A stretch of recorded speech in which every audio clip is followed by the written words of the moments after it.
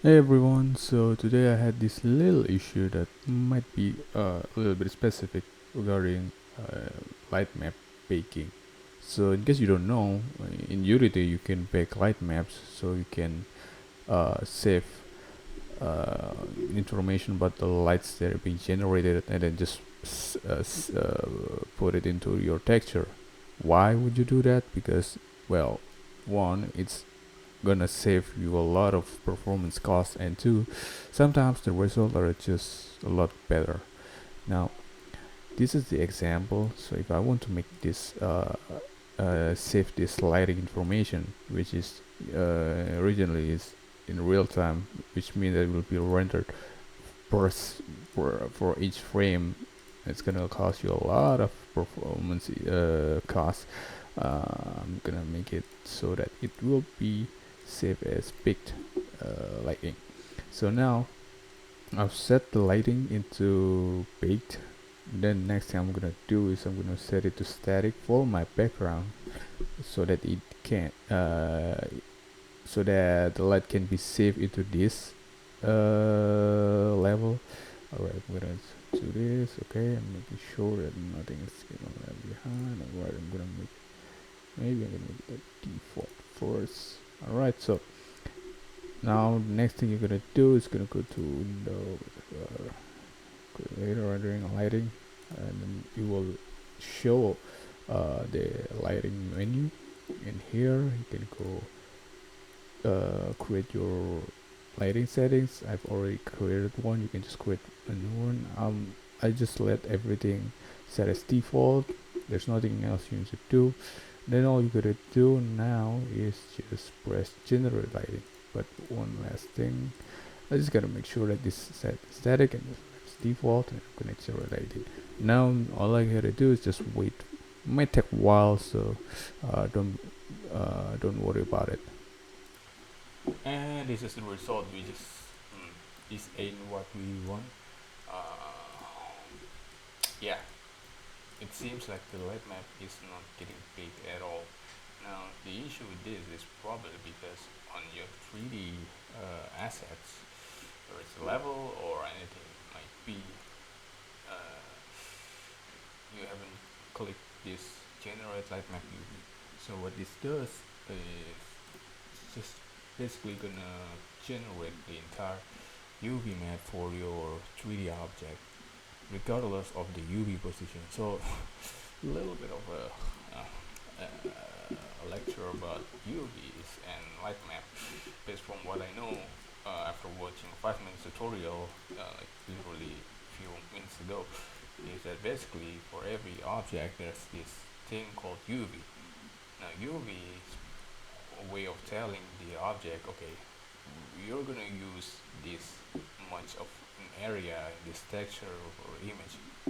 So, and it will display the picture exactly the same way we taught you in the UV. So for every object that is UV, for example, for the floor, I use the floor on the for its corresponding texture. For the wall, same goes for the wall. And as you can see, the wall has its own UV, and as you can see, it's mapped to this square image of wall texture. However, you might have probably noticed the wall goes for this long, yet for the UV only goes for this long. Now why is that? Well, it's because I use array for uh, making the wall longer. So surprise, surprise, the wall's only this long, but I just duplicated this much, you know, as a way to, well, one, to make my life easier by making just a single wall, and then it can go on for as long as I want to be. Now for the there you go. Alright, we're gonna back here. Now for the Unity, Unity will only detect this much of the square image. So if something goes wrong, or maybe if something just doesn't get a light map as we saw before, everything goes black, usually means that, well, the Unity does not know where to put the data of the light. So the Unity might have just, already mapped the image. They already got the lighting, but they just don't know where to store it.